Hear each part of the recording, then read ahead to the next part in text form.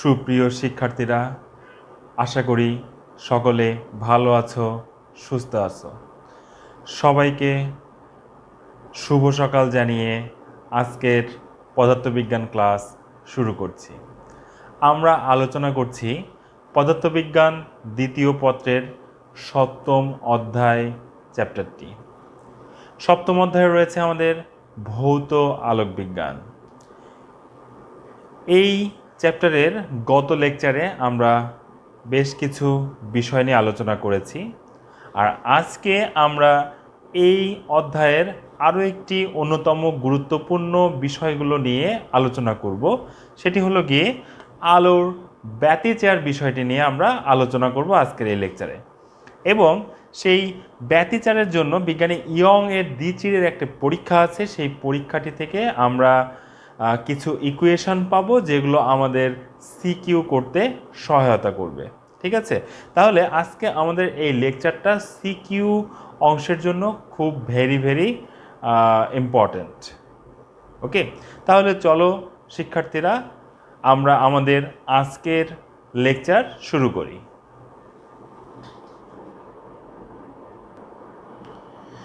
আলোর ব্যতিচারে যাওয়ার আগে আমরা বেশ কিছু ডেফিনেশন সম্পর্কে জানব। প্রথমেই হচ্ছে তরঙ্গের উপরিপাতন। আমরা এর আগের লেকচারে যেটা বলার চেষ্টা করেছি, আলো হচ্ছে তরঙ্গধর্মী। ঠিক আছে, যদিও আলো তরঙ্গধর্মী কিনা বা কণাধর্মী কিনা এই ব্যাপারে অনেক আলোচনা, তর্ক বিতর্ক রয়েছে। কোনো বিজ্ঞানী মনে করেন আলো এক প্রকার তরঙ্গ, কোনো বিজ্ঞানী মনে করেন আলো এক প্রকার কণা। পরবর্তীতে কোয়ান্টাম মেকানিক্সের সাহায্যে আমরা জানতে পারি যে আলোর দ্বৈত ধর্ম রয়েছে, অর্থাৎ আলো তরঙ্গধর্মী হিসেবেও আচরণ করে, আলো কণাধর্মী হিসেবেও আলোচনা হয়। তো এখানে আমরা আমাদের এই অধ্যায়ে ধরে নিয়েছি যে আলো এক প্রকার তরঙ্গ। ঠিক আছে, তাহলে অবশ্যই কী হবে, তরঙ্গের উপরিপাতন হবে। তো তরঙ্গের উপরিপাতন বিষয়টা কি? তরঙ্গের উপরিপাতন বিষয়টা হচ্ছে একটা মাধ্যমের মধ্য দিয়ে যদি দুই বা ততোধিক তরঙ্গ অগ্রসর হয়, তাহলে সেই দুই বা ততোধিক তরঙ্গের সমন্বয়ে একটা লব্ধি তরঙ্গের সৃষ্টি হয়। এই বিষয়টাকেই বলা হয় তরঙ্গের উপরিপাতন। ঠিক আছে, আচ্ছা, এরপরে আমরা শিখব হচ্ছে চির। চির চির চির কাকে বলে? সেটি হচ্ছে দৈর্ঘ্যের তুলনায় প্রস্থ অনেক অনেক ছোট, দৈর্ঘ্যের তুলনায় প্রস্থ অনেক ক্ষুদ্র ছিদ্রকে বলা হয় হচ্ছে চির। চির বা স্লিট। চির বা ইংলিশে এটাকে আমরা বলি হচ্ছে স্লিট। ঠিক আছে, তারপরে আলোর ব্যতিচারে যাওয়ার আগে আরও একটা যে ডেফিনেশন লাগবে সেটা হচ্ছে সুসংগত উৎস। সঙ্গত উৎস, এখানে আসলে আমরা আলোর ব্যতিচারের জন্য যে আলোক উৎস নিব সেগুলো হতে হবে সুসংগত। তাহলে প্রথমে আমাদের প্রশ্ন হলো সুসংগত উৎস কাকে বলে? ওকে, তো সুসংগত উৎস হচ্ছে একই তরঙ্গ দৈর্ঘ্যের আলোক তরঙ্গ দুটি ভিন্ন উৎস হতে সমদশায় বা কোনো নির্দিষ্ট দশায় নির্গত হলে এবং তা সর্বদা বজায় থাকলে সেই উৎস দুটিকে বলা হয় সুসংগত উৎস। ঠিক আছে, আমি আবারও বলছি, এটা ভেরি ইম্পর্টেন্ট, এই ডেফিনেশনটা ভেরি ইম্পর্টেন্ট, এটা জ্ঞানমূলক প্রশ্ন হিসেবে পরীক্ষায় আসে। ঠিক আছে, তাহলে একই তরঙ্গ দৈর্ঘ্যের আলোক তরঙ্গ দুটি উৎস হতে সমদশায় বা কোনো নির্দিষ্ট দশায় নির্গত হলে এবং তা সর্বদা বজায় থাকলে সেই উৎস দুটিকে বলা হয় সুসংগত উৎস। অর্থাৎ সুসংগত উৎস মানে যে ক্ষেত্রে উৎসগুলোর বা আলোক তরঙ্গের তরঙ্গদৈর্ঘ্য সমান থাকবে এবং তারা একটা নির্দিষ্ট দশা পার্থক্যে চালিত হবে। ঠিক আছে, তাহলে এইগুলো আমাদের দরকার। এরপরে আমরা চলে যাব আসলে আমাদের আলোর ব্যতিচারে। তাহলে আমাদের আলোর ব্যতিচার, আলোর ব্যতিচার কাকে বলে? প্রথমে আমরা বলেছি আলোর ব্যতিচারের জন্য দুটি সুসংগত উৎস দরকার। সুসংগত উৎস মানে কি? যেই উৎস দুটির তরঙ্গদৈর্ঘ্য সমান, কম্পাঙ্ক সমান, বিস্তার সমান এবং তারা একটা নির্দিষ্ট দশা পার্থক্যে চলমান হয়। ঠিক আছে, তাহলে দুটি সুসঙ্গত উৎস হতে নিঃসৃত সমান কম্পাঙ্ক ও বিস্তারের দুটি আলোক তরঙ্গ কোনো মাধ্যমের কোনো একটি বিন্দুর মধ্য দিয়ে একই সাথে গমন করলে তরঙ্গ দুটির উপরিপাতনের ফলে বিন্দুটি কখনো কখনো খুব উজ্জ্বল ও কখনো কখনো অন্ধকার দেখাবে। ঠিক আছে, আলোকের এই ঘটনাকে বলা হয় আলোর ব্যতিচার। ঠিক আছে, তাহলে এখানে দেখো দুটো জিনিস পেয়েছি, আমাদের আলোটি কখনো কখনো খুব উজ্জ্বল এবং কখনো কখনো খুব অন্ধকার দেখাবে। তাহলে এই কখনো উজ্জ্বল দেখানো এবং কখনো অন্ধকার দেখানো, এই দুইটা বিষয়ের উপর ভিত্তি করে আমরা বলতে পারি ব্যতিচার দুই প্রকার। ঠিক আছে, ব্যতিচার দুই প্রকার। এক নম্বরে বলতে পারি গঠনমূলক ব্যতিচার এবং আরেকটা হচ্ছে ধ্বংসাত্মক ব্যতিচার। তাহলে গঠনমূলক ব্যতিচার কখন হচ্ছে? যখন দুটি সুসঙ্গত উৎস হতে নিঃসৃত সমান কম্পাঙ্ক ও বিস্তারের দুটি আলোক তরঙ্গ কোনো মাধ্যমের কোনো একটি বিন্দুর মধ্য দিয়ে একই সাথে গমন করলে তরঙ্গ দুটির উপরিপাতনের ফলে যখন বিন্দুটির আলোক তীব্রতা বৃদ্ধি পায় সেই ঘটনাকে বলা হয় গঠনমূলক ব্যতিচার। এবং সেই একই ব্যাপার যে যখন এই যে বিন্দুতে আমরা আলোটা ফেলছি সেই বিন্দুটি যদি অন্ধকার দেখায় বা বিন্দুর অন্ধকার হয়ে গেলে বা অন্ধকারের তীব্রতা বৃদ্ধি পেলে সেই বিষয়টিকে আমরা বলি হচ্ছে ধ্বংসাত্মক ব্যতিচার।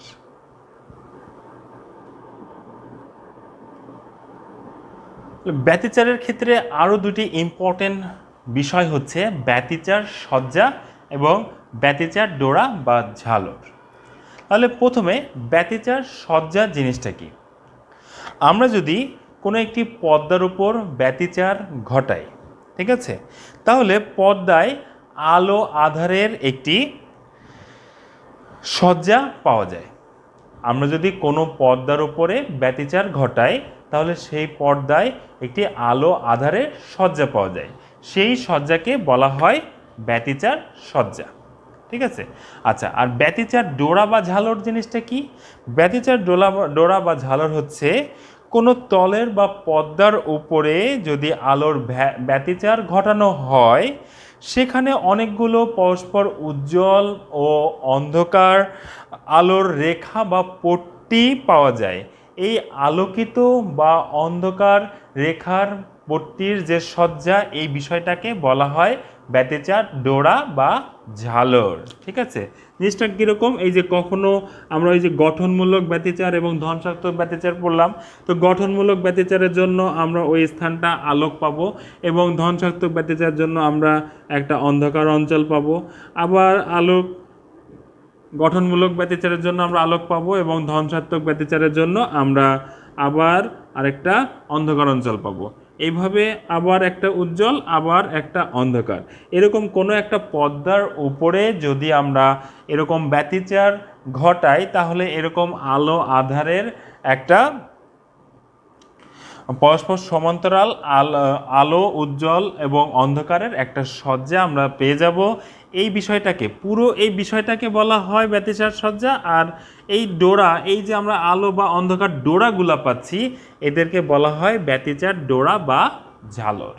ঠিক আছে, এই পুরোটা হচ্ছে একটা সজ্জা এবং এই সজ্জার মধ্যে আমরা আলোক অঞ্চল, অন্ধকার অঞ্চল, এই যে বিষয়গুলো পাচ্ছি, এই যে ডোরাগুলো পাচ্ছি, এদেরকে বলা হয় ব্যতিচার ডোরা বা ঝালর।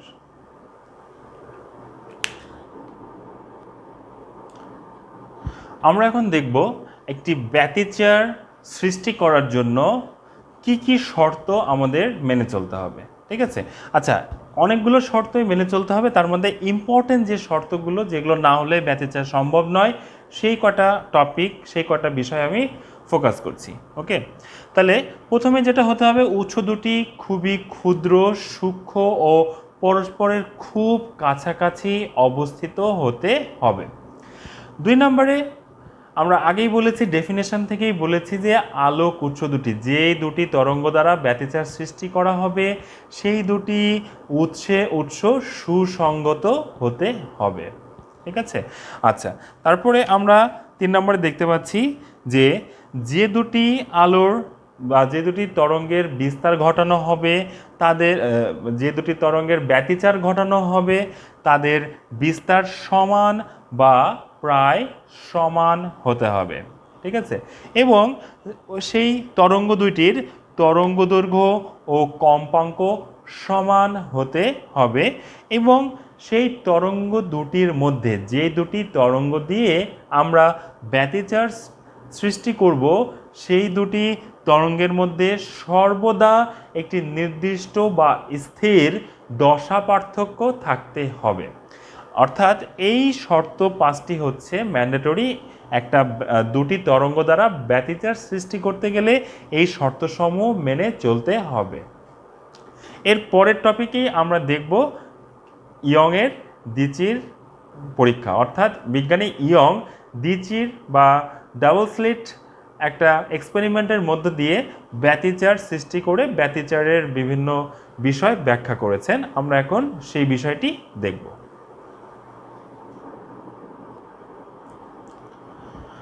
আমরা বোর্ডে যে চিত্রটা দেখতে পাচ্ছি সেটা হচ্ছে ইয়ংয়ের দ্বিচির পরীক্ষার একটি প্রয়োজনীয় সূত্র। দ্বিচির মানে হচ্ছে দুইটা ছিদ্র আমাদের নিতে হবে এবং চির কাকে বলি আমরা এর আগে আমরা ব্যাখ্যা করেছি, যেখানে দৈর্ঘ্যের তুলনায় প্রস্থ খুবই ক্ষুদ্র তাদেরকে বলা হয়, সেই সকল ছিদ্রকে বলা হয় হচ্ছে চির। ওকে, চির বা স্লেট। ওকে, তো এখানে দেখো এটা আমাদের মেইন আলোর উৎস। ওকে, এখান থেকে আমরা যদি একটা পর্দা নেই এবং সেই পর্দাতে যদি দুটো ছিদ্র করে দিই S1 S2, তাহলে পরবর্তী ক্ষেত্রে এই দুইটা ছিদ্র বা চির হচ্ছে তরঙ্গমুখের নতুন অবস্থান নির্দেশ করবে। ঠিক আছে, অর্থাৎ পরবর্তীতে এখান থেকে তরঙ্গ সৃষ্টি হবে। তাহলে দেখতে পাচ্ছ দুইটা চিরের মধ্যবর্তী দূরত্ব হচ্ছে A। এখন তুমি দেখো যে S1 চির থেকে এভাবে যে আমরা যে বৃত্তচাপগুলো এঁকেছি সেই বৃত্তচাপ অনুযায়ী তরঙ্গটা আস্তে আস্তে সামনের দিকে এগিয়ে যাচ্ছে। আবার S2 চির থেকেও সেমভাবে তরঙ্গটা আস্তে আস্তে সামনের দিকে এগিয়ে যাচ্ছে।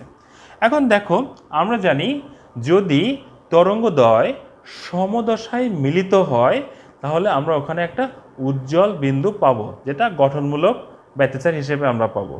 আবার যে সকল জায়গাগুলোতে এরা বিপরীত দশায় মিলিত হবে সেই সকল জায়গাগুলোতে আমরা অন্ধকার পাবো এবং এইভাবে আলো অন্ধকারের একটা সজ্জা পাবো এবং এই সজ্জাগুলো বা এক একটা আলো অন্ধকার ডোরাকে আমরা বলেছি হচ্ছে ডোরা,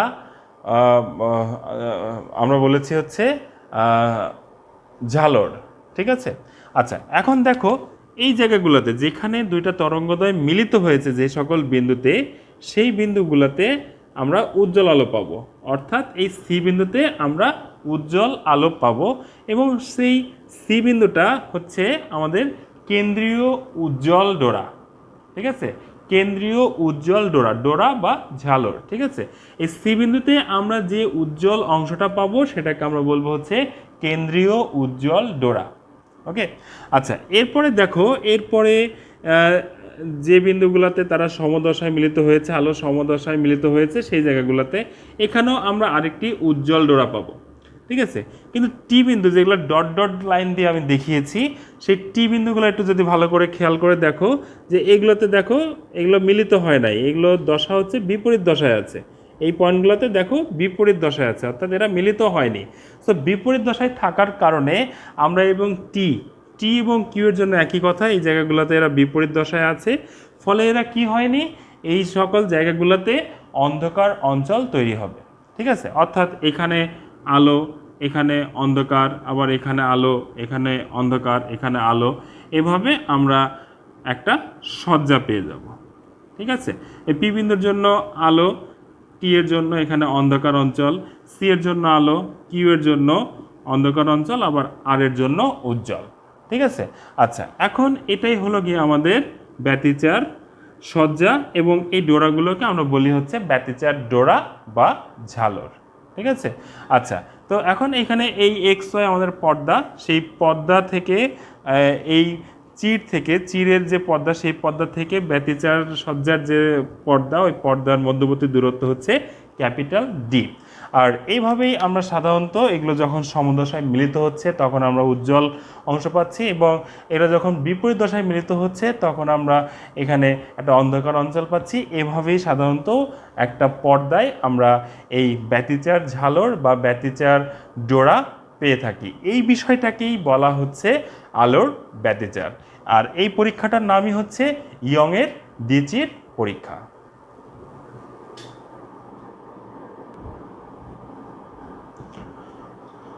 তাহলে প্রিয় শিক্ষার্থীরা, তোমরা এখন বোর্ডে যে চিত্রটা দেখতে পাচ্ছ সেটা আমাদের সেই ইয়ংয়ের দ্বিচির পরীক্ষার একটা গাণিতিক বিশ্লেষণের জন্য প্রয়োজনীয় ফিগার। ঠিক আছে, সেই দুইটা উৎস S1 S2 আমাদের রয়েছে, এবং সেই S1 S2 থেকে আমাদের এই উজ্জ্বল অবস্থান পি আরেকটা উজ্জ্বল অবস্থান, এর মাঝখানে উজ্জ্বল অন্ধকার বিভিন্ন ডোরা রয়েছে।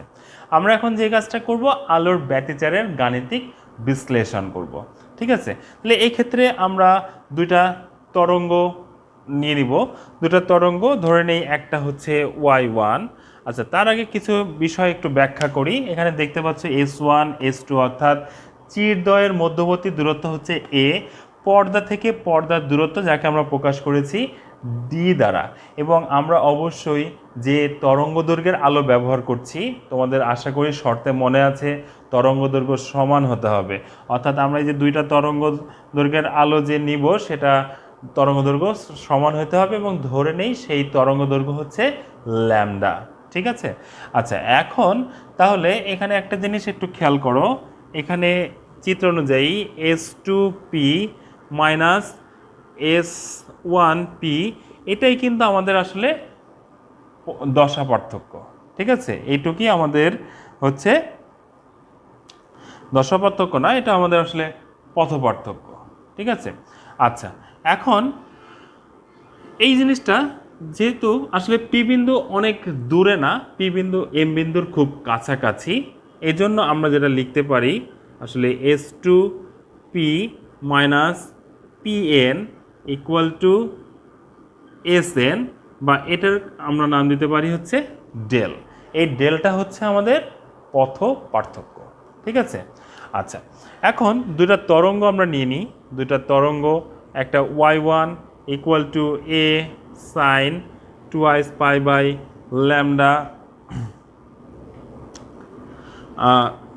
নিতে পারো, সিটি মাইনাস এক্স আকারে নিতে পারো, বা তরঙ্গ ভিটি মাইনাস এক্স আকারে একটা নিয়ে নিলে, আরেকটা হচ্ছে y2 equal to a sine 2i pi by lambda. দেখো এখানে কি আছে, আমাদের ডেল পথ পার্থক্য আছে, অর্থাৎ এই তরঙ্গের থেকে পথ পার্থক্য আর একটু বাড়বে হচ্ছে ডেল পরিমাণ। সো এটাকে লিখতে পারি ভিটি মাইনাস এক্স প্লাস টি, এক্সটা হচ্ছে আমাদের পথ পার্থক্য, তাহলে এখানে পথ পার্থক্যটা আরও বেড়ে গেছে ডেল পরিমাণ। সো আমরা এখানে লিখতে পারি v t minus x plus delta. এখন এই দুইটা তরঙ্গ কি হবে, উপরিপাতন হবে, এই যে y equal to y1 plus y2। ওকে, এখন এই দুইটা তরঙ্গের উপরিপাতন করে আমরা নতুন একটা তরঙ্গ পাবো।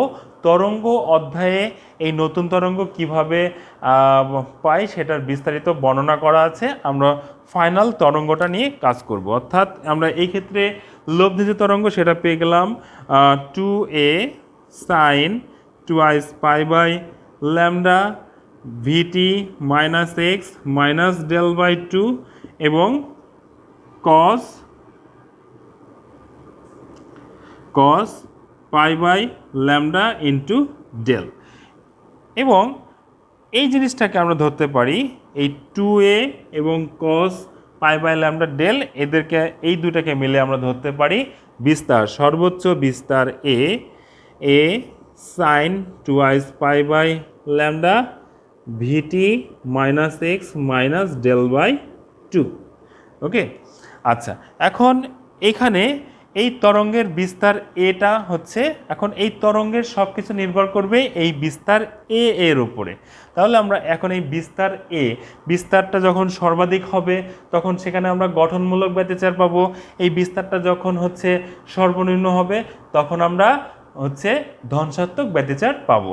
তাহলে আমরা এই সমীকরণ থেকে আমরা একটু ধ্বংসাত্মক গঠনমূলক ব্যতিচার এবং ধ্বংসাত্মক ব্যতিচার সৃষ্টির যে শর্তগুলো রয়েছে সেগুলো আমরা একটু দেখে নিই।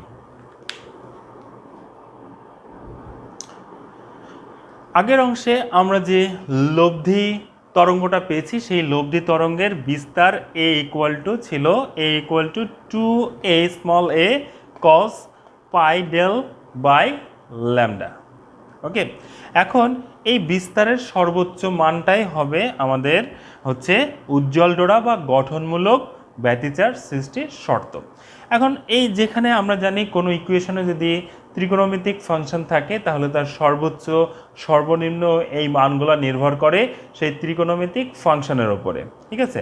এখন এখানে আমরা দেখতে পাচ্ছি এখানে ত্রিকোণমিতিক ফাংশন রয়েছে cos pi del by lambda, অর্থাৎ এই সমীকরণের সর্বোচ্চ এবং সর্বনিম্ন মান নির্ভর করবে এই cos pi del by lambda এর উপরে, ঠিক আছে। এখন এই কসের সর্বোচ্চ মান কত? আমরা জানি কস এর সর্বোচ্চ মান ±1। ওকে, তাহলে দেখো গঠনমূলক সৃষ্টির প্রধান শর্ত হতে হবে, এখানে কি হতে হবে? cos pi del by lambda = ±1 হতে হবে। এখন আমরা কখন বা কোন বিন্দুগুলাতে আমরা কসের মান 0 পেয়ে থাকি? আমরা সাধারণত cos 0, cos pi, cos twice pi, cos thrice pi, সাধারণত আমরা ... এই বিন্দুগুলোতে কসের মান ±1 পেয়ে থাকি। যেমন cos-এর 0 মান +1, cos পাইয়ের মান -1, আবার cos টুয়াইস পাইয়ের মান +1, cos থ্রাইস পাইয়ের মান হচ্ছে -1, এভাবে আপ টু n পর্যন্ত। সো cos কেটে দিয়ে আমরা যেটা লিখতে পারি pi del by lambda = 0 pi twice pi thrice pi ... আচ্ছা, এখান থেকে পাইও যদি কেটে দেই এবং আমরা যদি একবারে ডেলের মানটা বের করি তাহলে আমরা যেটা পাবো 0 lambda twice lambda thrice lambda ... ওকে, আচ্ছা, আমরা এটাকে আরেকটু ভিন্নভাবে লিখতে পারি। আমরা একটু মুছে ফেললাম। সো আমরা পেলাম ডেল = 0 2 × λ/2। দেখো জাস্ট λ/2 এর গুণিতক আকারে আনার জন্য আমরা এই কাজটা করতে পারি। তাহলে এটা হবে 4 λ/2, এটা হবে 6 λ/2। অর্থাৎ যে সকল ক্ষেত্রে তরঙ্গগুলোর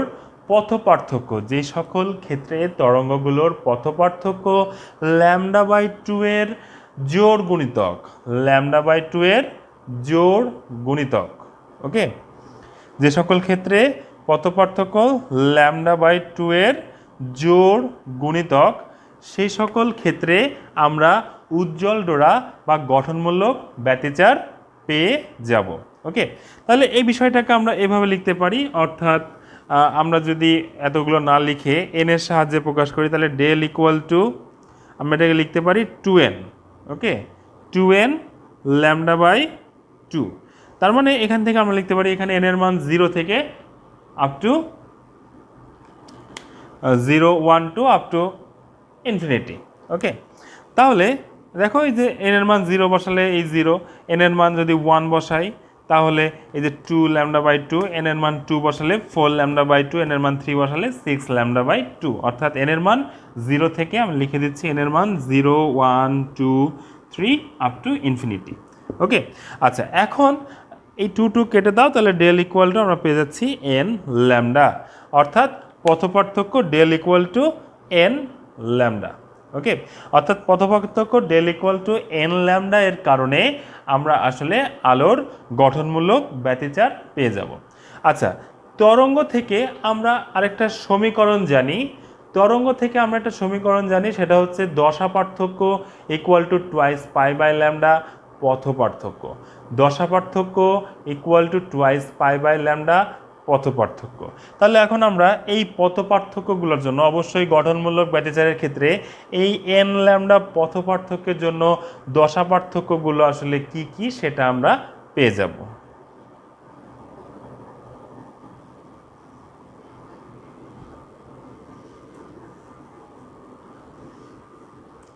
তাহলে দেখো আমরা জানি দশা পার্থক্য equal to twice pi by lambda পথ পার্থক্য অর্থাৎ কোন কোন দশা পার্থক্যের জন্য আমরা পথ পার্থক্য পাচ্ছি সেই বিষয়টা। তাহলে টুয়াইস পাই বাই ল্যামডা, আমরা এখানে পথ পার্থক্য কত পেয়েছি? পথ পার্থক্য আমরা পেয়েছি n ল্যামডা। তাহলে আমরা যদি কেটে দেই ল্যামডা ল্যামডা কেটে দেই তাহলে পেয়ে যাই টুয়াইস পাই n। সুতরাং দশা পার্থক্য এই মানের জন্য আমরা সাধারণত গঠনমূলক ব্যতিচার পেয়ে যাব। অর্থাৎ দশা পার্থক্য আমরা যদি n এর মান আগের মতো 0 1 2 n ইকুয়াল টু 0 1 2 3 এভাবে বসিয়ে ফেলি, তাহলে দশা পার্থক্যগুলো আসলে হয়ে যাবে 0 টুয়াইস পাই, তারপরে হচ্ছে 1 2 বসালে এটা হবে হচ্ছে 4 পাই 6 পাই, অর্থাৎ dot dot dot up to n পর্যন্ত। তাহলে এই সকল দশা পার্থক্যের জন্য আমরা আসলে গঠনমূলক ব্যতিচার পেয়ে যাব। এরপরে আমরা আলোচনা করব আসলে কিভাবে অন্ধকার বা ধনসাত্মক ব্যতিচার পাব। আচ্ছা, অন্ধকার ডোরা বা ধনসাত্মক ব্যতিচার সৃষ্টি। আমরা অন্ধকার ডোরা বা ধনসাত্মক ব্যতিচার কোথায় পাবো? যে সকলগুলোতে বিস্তারের মান শূন্য হবে। তাহলে এই বিস্তারের মান শূন্য হবে কার জন্য? এই কসের মান শূন্য হলে। ঠিক আছে, তাহলে আমরা লিখতে পারি cos pi del by lambda equal to 0 এর জন্য আমরা অন্ধকার ডোরা বা ধনসাত্মক ব্যতিচার পাবো। আচ্ছা, এখন cos pi del by lambda equal to, দেখো কোন কোন ক্ষেত্রে আমরা 0 এর মান পেয়ে যাচ্ছি? যেখানে হচ্ছে cos pi by 2, cos thrice pi by 2, cos 5 pi by 2 dot dot dot n পর্যন্ত। ঠিক আছে, তাহলে কস কেটে দিলে আমরা যেটা পাই সেটা হচ্ছে pi del by lambda equal to pi by 2 thrice pi by 2 5 pi by 2 dot dot dot dot. আচ্ছা, এখন তাহলে এই ক্ষেত্রে আমরা পথপার্থক্যটা আসলে কত পাচ্ছি?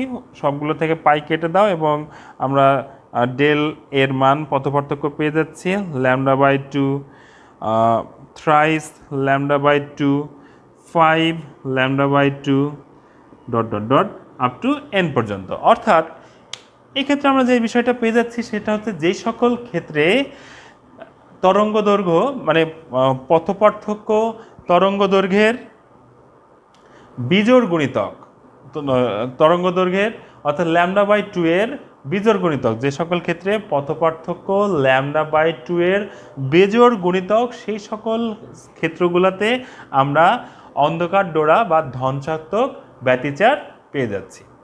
ঠিক আছে, আচ্ছা, এখন এই অন্ধকার ডোরা বা ধনসাত্মক ব্যতিচারের ক্ষেত্রে এটাকে যদি আমরা একটা লাইনে বা একভাবে প্রকাশ করতে চাই তাহলে আমরা এইভাবে লিখতে পারি। অর্থাৎ যে সকল ক্ষেত্রে del equal to 2n minus 1 lambda by 2 সেই সকল ক্ষেত্রে অন্ধকার ডোরা বা ধনসাত্মক ব্যতিচার সৃষ্টি হয়। একটু খেয়াল করে দেখো, এই ক্ষেত্রে যদি আমরা n এর মান অবশ্যই 0 থেকে, এখানে n equal to 0 1 2 up to n। ওকে, তাহলে n এর মান 0 বসাও। n এর মান 0 বসাও, তাহলে কত হবে? আচ্ছা, n এর মান 0 হবে না এই ক্ষেত্রে, কারণ 0, একটা জিনিস মনে রাখবা, n এর মান এই ক্ষেত্রে আমরা 0 পাবো না, কারণ হচ্ছে 0 এই ক্ষেত্রে সবসময় গঠনমূলক হয়। এই 0 বা সবসময় মিডিলে মাঝখানে যেটা পাই সেটা সবসময় হচ্ছে উজ্জ্বল ডোরা এবং এটাকে বলা হয় কেন্দ্রীয় উজ্জ্বল ডোরা। এই কারণে অন্ধকার ডোরার ক্ষেত্রে আমরা n এর মান সবসময় 1 থেকে আপ টু n পর্যন্ত নিব। ওকে, তাহলে এটাতে যদি আমরা n এর মান 1 নেই তাহলে আমরা পেয়ে যাচ্ছি ল্যামডা বাই 2, n এর মান 2 নিলে থ্রাইস ল্যামডা বাই 2 এবং n এর মান 5 নিলে এন এর মান 3 নিলে 5 λ/2। ওকে, তাহলে এখন এর জন্য আমরা যদি দশা পার্থক্য দেখতে চাই, অর্থাৎ আমরা তো পথ পার্থক্য 2n - 1 λ/2 পথ পার্থক্যের জন্য আমরা অন্ধকার ডোরা বা ধনসাত্মক ব্যতিচার পাচ্ছি, কিন্তু দশা পার্থক্য কত হবে? আমরা জানি দশা পার্থক্য ইকুয়াল টু 2 π/λ ইন্টু পথ পার্থক্য। ঠিক আছে, আচ্ছা, তাহলে এই ক্ষেত্রে কত হবে? 2 π/λ 2n - 1 λ/2। ল্যামডা কেটে দাও, 2 কেটে দাও, অর্থাৎ আমরা এই ক্ষেত্রে পেয়ে যাব 2n - 1 পাই। অর্থাৎ আমরা যদি n এর মান 1 থেকে বসাই, অবশ্যই n এর মান 1 থেকে বসাবো, কারণ আমি আবারও বলছি n এর মান 0 মানে এটা হচ্ছে কেন্দ্রীয় উজ্জ্বল, অর্থাৎ সেন্টারে সবসময় উজ্জ্বল ডোরা সৃষ্টি হবে এবং ওটাকে আমরা বলি কেন্দ্রীয় উজ্জ্বল ডোরা, এবং ওটাকে আমরা সাধারণত 0, তারপরে 1 2 3 এইভাবে আমরা হিসাব করে থাকি। ঠিক আছে, আচ্ছা, এখন তাহলে দশা পার্থক্য কত এর জন্য আমরা পেয়ে যাচ্ছি? ধরো n এর মান 1 যদি বসাই, n এর মান 1 বসালে আমরা এটা পেয়ে যাব পাই, n এর মান 2 বসালে থ্রাইস পাই, n এর মান 3 বসালে 5 পাই ডট ডট ডট। অর্থাৎ n এর এই পাইয়ের এই বিজোড় গুণিতকগুলোর জন্য আমরা হচ্ছে দশা পার্থক্য পাইয়ের বিজোড় গুণিতকের জন্য আমরা সাধারণত অন্ধকার বা ধনসাত্মক ব্যতিচার পেয়ে যাব।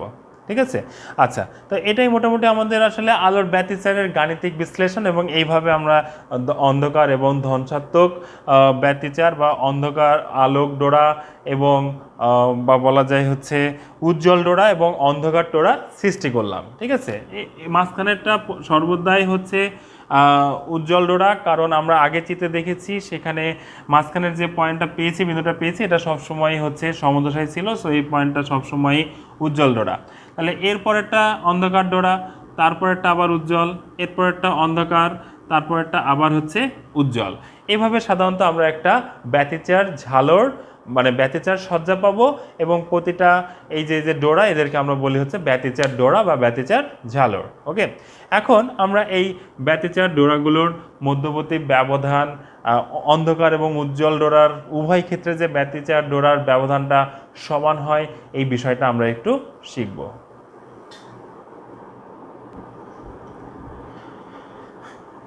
আচ্ছা, আগের টপিকে আমরা যে বিষয়টা পেলাম, উজ্জ্বল এবং অন্ধকার ডোরা তৈরি হলো এবং আমরা একটা ডোরা সজ্জা পেয়ে গেলাম, পর্দায় একটা ডোরা সজ্জা পেয়ে গেলাম।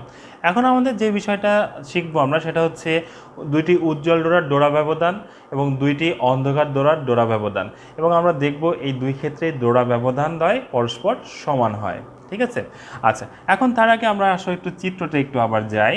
আচ্ছা, এখানে এম বিন্দু যেটা হচ্ছে মিডল পয়েন্ট, এবং এটা কেন্দ্রীয় চরম বিন্দু বা কেন্দ্রীয় উজ্জ্বল বিন্দু। আচ্ছা, এরপর থেকে এভাবে ধরে ধরে, এবং পি আরেকটা হচ্ছে এভাবে উজ্জ্বলের পরে অন্ধকার উজ্জ্বল অন্ধকার উজ্জ্বল উজ্জ্বল অন্ধকার, এভাবে করে করে পি বিন্দুতে রয়েছে একটা উজ্জ্বল ডোরা।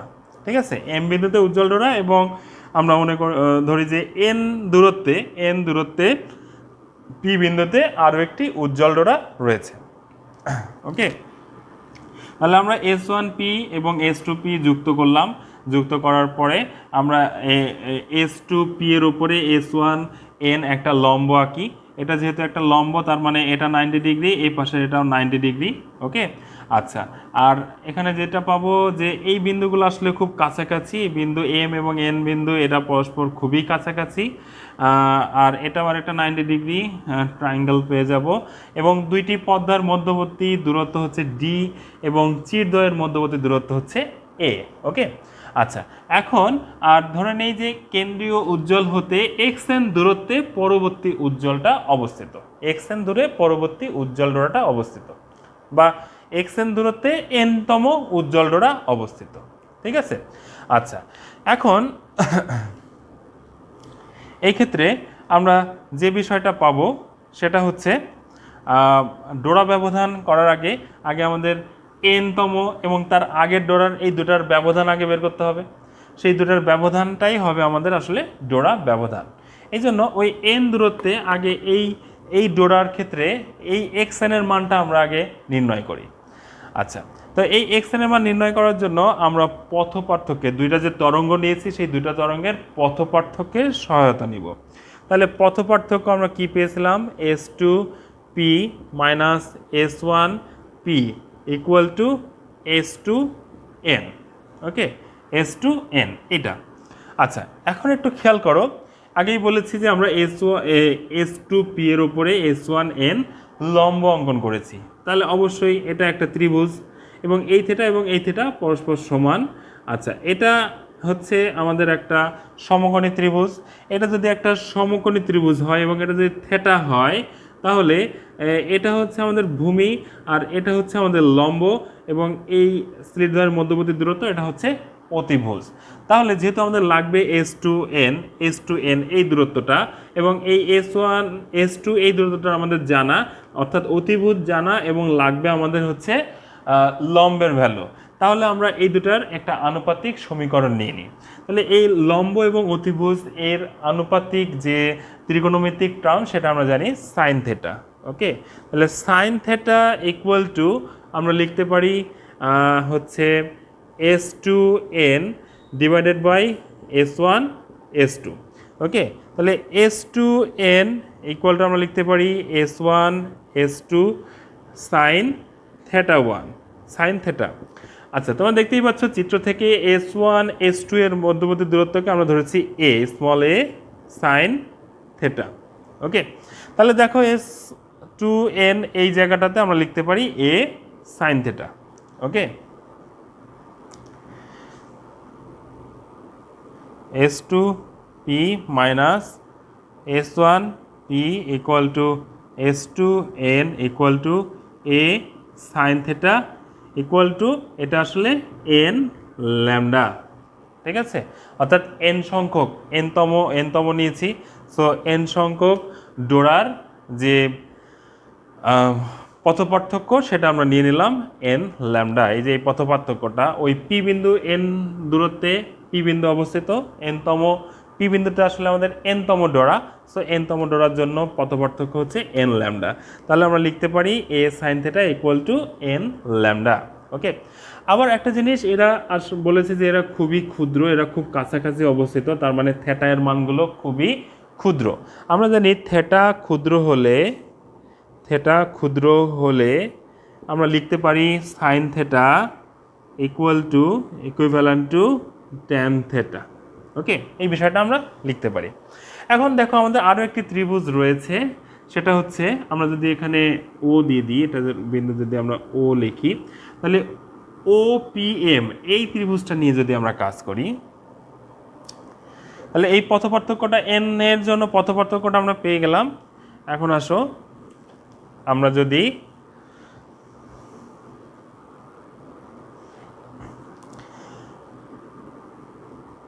এই ত্রিভুজটা নিয়ে কাজ করি, ত্রিভুজ OPM এই ত্রিভুজটা নিয়ে কাজ করি, এটা একটা সমকোণী ত্রিভুজ, এটা এক সমকোণ, সেটা সমকোণী ত্রিভুজ। তাহলে এই PM হচ্ছে লম্ব এবং OM হচ্ছে ভূমি, অর্থাৎ tan theta equal to PM by হচ্ছে OM। দেখো OM মানে পর্দা থেকে পর্দার দূরত্ব, যেটাকে আমরা D বলেছি, আর PM মানে আমাদের দূরত্ব হচ্ছে XN। ওকে, তাহলে এই PM মানে হচ্ছে XN ডিভাইডেড বাই D। আচ্ছা, তো এখন ট্যান থেটা ইকুয়াল টু আমরা লিখতে পারি সাইন থেটা। হ্যাঁ, ইকুয়াল টু এটাকে আমরা লিখতে পারি আসলে সাইন থেটা। তো সাইন থেটার এই মানটা যদি আমরা এখানে বসিয়ে দিই, অর্থাৎ আমরা যেখানে পেয়েছিলাম a sine theta equal to n lambda, তো সেই জায়গাটাতে যদি আমরা সাইন থেটার জায়গায় এই মানটা বসিয়ে দিই, তাহলে আমরা পেয়ে যাচ্ছি a xn by d equal to n lambda. So xn equal to n d lambda by a। এটা গেল nতম দূরত্বের জন্য। এখন যদি আমরা এর আগের এখানে 0 থেকে শুরু করে এনে গেছি, এখন যদি আমরা দুইটা ডোরার মধ্যবর্তী ব্যবধান চাই, অর্থাৎ এটা nতম উজ্জ্বল, এই ডোরাটা আমরা পেলাম, আর তার আগের ডোরাটা তাহলে এই ডোরাটা যদি nতম হয়, তাহলে এর আগের ডোরাটা কি হবে? এর আগের ডোরাটা হবে হচ্ছে n-1তম উজ্জ্বল ডোরা। ঠিক আছে, এটা যদি nতম ডোরা হয়, তাহলে এই ডোরাটা কত হবে? তার আগের উজ্জ্বল ডোরা অর্থাৎ n-1তম উজ্জ্বল ডোরা। তাহলে সেটার জন্য আমরা কি লিখতে পারি? n-1 ইকুয়াল টু আমরা লিখে দিতে পারি n-1 ডি ল্যামডা বাই হচ্ছে এ। ঠিক আছে, তাহলে দেখো আমরা এই দুইটা উজ্জ্বল ডোরার মানে কেন্দ্রীয় উজ্জ্বল হতে n-তম ডোরার দূরত্ব পেলাম, আবার কেন্দ্রীয় উজ্জ্বল হতে এই ও 0 মানে কেন্দ্রীয় উজ্জ্বল হতে আমরা আঁকলাম হচ্ছে এই ডোরার দূরত্ব। এই ডোরার দূরত্ব আমরা পেয়ে গেলাম। তাহলে এই ডোরার ব্যবধানই হবে আমাদের হচ্ছে ডোরা ব্যবধান। ঠিক আছে, তাহলে এই ডোরা ব্যবধানটা কি হবে? ডোরা ব্যবধান হয়ে যাবে এই দুটো ডোরার মধ্যবর্তী দূরত্ব, অর্থাৎ ডোরা ব্যবধান ডেল এক্স, ডোরা ব্যবধান ডেল এক্স ইকুয়াল টু, দেখো xn-1 minus xn minus xn-1। So এই ক্ষেত্রে আমরা লিখতে পারি, বিয়োগ করে দাও, n ডি ল্যামডা বাই এ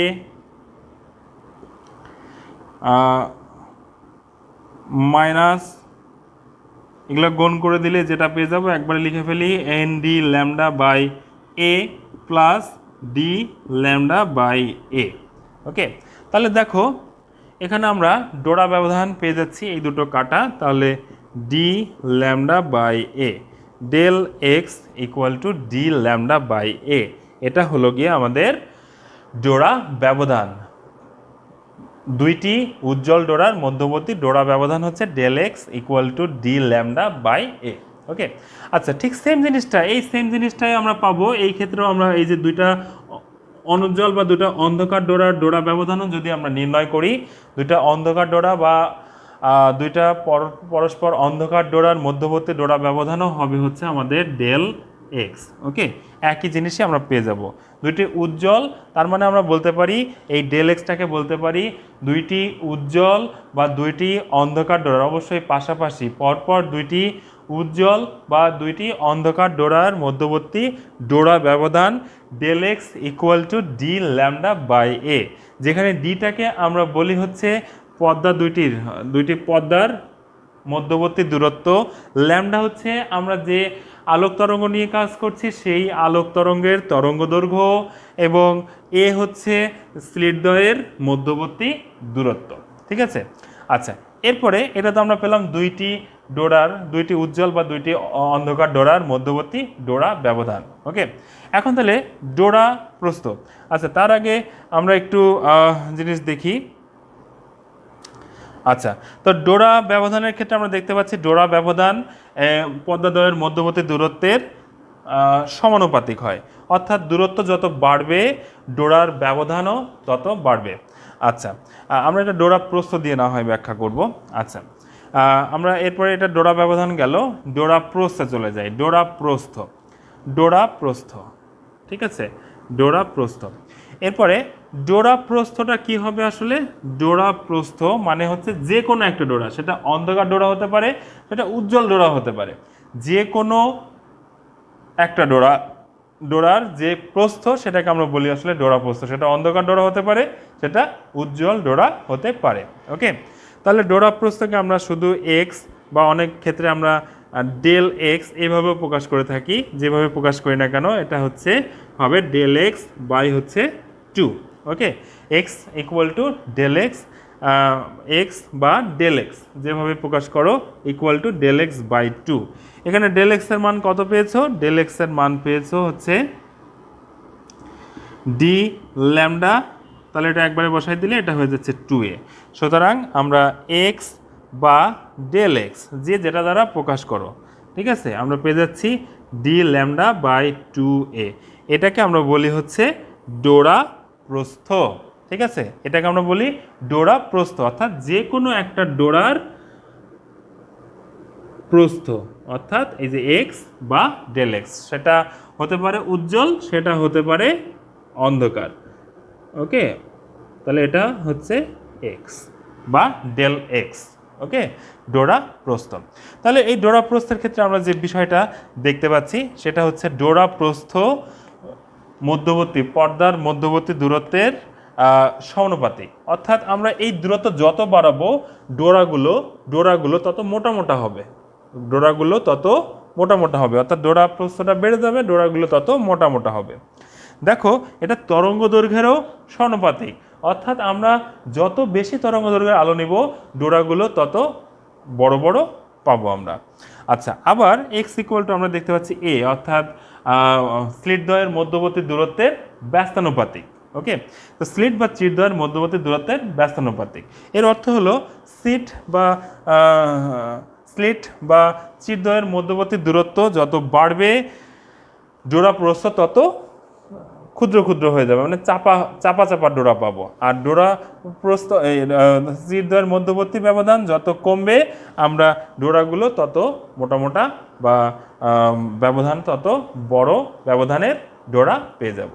ঠিক আছে, তাহলে মেইনলি আসলে এই দুটো ফর্মুলা আমরা ইউজ করব, এবং আমরা ওই যে এন এর ফর্মুলা, এনতম কেন্দ্রীয় উজ্জ্বল থেকে, মানে কেন্দ্রীয় উজ্জ্বল থেকে এনতম উজ্জ্বল ডোরার ইয়েটা আমরা পেয়ে গেলাম। হ্যাঁ, কেন্দ্রীয় উজ্জ্বল ডোরার যে দূরত্ব সেটার ফর্মুলা আমরা পেয়ে গেলাম, X N equal to N lambda D by 2a। Okay, আচ্ছা আমি লিখে দিচ্ছি, আমি ইকুয়েশনগুলো লিখে দিচ্ছি। এনতম উজ্জ্বল ডোরার দূরত্ব আমরা এক্স এন ইকুয়াল টু কী পেলাম, এন ল্যামডা ডি বাই হচ্ছে 2।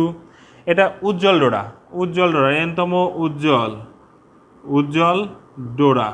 ঠিক আছে, আচ্ছা অন্ধকার ডোরা হলে কি হবে, অন্ধকার ডোরার জন্য আমরা পেয়ে যাবো X N equal to 2n minus 1 lambda D by 2। এটা হচ্ছে অন্ধকার ডোরা। ঠিক আছে, আমরা আমাদের এই টপিক থেকে, অর্থাৎ ব্যতিচার টপিক থেকে এই ফর্মুলাগুলো ব্যবহার করে আমরা আমাদের প্রয়োজনীয় সিকিউগুলো সম্পন্ন করতে পারবো। ঠিক আছে, তাহলে আমাদের আজকের লেকচার এই পর্যন্তই। আমরা আমাদের পরবর্তী লেকচারে আলোর অপবর্তন সম্পর্কিত বিভিন্ন বিষয়গুলো নিয়ে আলোচনা করব।